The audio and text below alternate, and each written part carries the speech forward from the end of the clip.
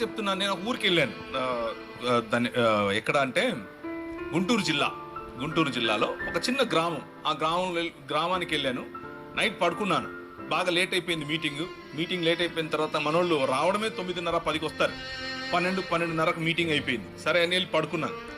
ఒక ఉదయం 3:30 4 అయింది. 4 అవ్వంగానే గంట కొట్టింది. టింగ్ టింగ్.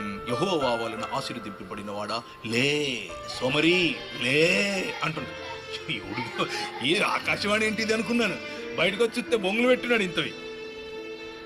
నేను పాస్టర్ గారిని అడిగాను, ఏంటండి ఏంటండి పాస్టర్ గారు ఏదో సౌండ్ సువార్త చెప్తున్నామండి అన్నాడు. అబ్బో భలే చెప్తారు సువార్తలు.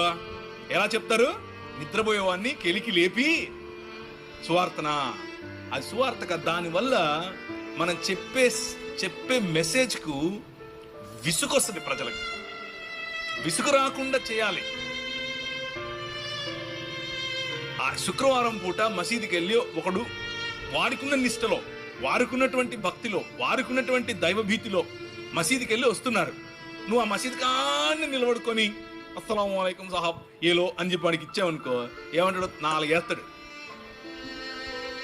ఎందుకేడు అంటే మనకు ఒక కామన్ సెన్స్ ఉండాలి. ఒక కామన్ సెన్స్తో మనం పనిచేయాలి. ఉదాహరణకు ఎవరైనా వాళ్ళ ఇంట్లో చనిపోయారు, వాడి దగ్గరికి వెళ్ళి రికార్డింగ్ డాన్స్ పెడతారా? పెట్టరు. Common sense. అరే దుఃఖంలో ఉన్నాడు, దుఃఖంలో మనం కలిసి కొద్దిగా సాంత్వన ఊరట ఇచ్చే పని చేద్దాం. ఎవరింట్లో అన్నా పెళ్లి జరుగుతుంటే వెళ్ళి ఇంట్లో చచ్చిపోయారంటే ఏడుతాం మనం. ఎందుకు ఏడం? అది కరెక్ట్ కాదు. అది మనకు కూడా తెలుసు. అలాగే మనం ఏదైనా క్రీస్తుని గురించి చెప్పాలి అని అంటే దానికి టెంపులే దొరికిందా, మసీదే దొరికిందా? అవసరం లేదుగా. ఎందుకు చేయాలి అక్కడ?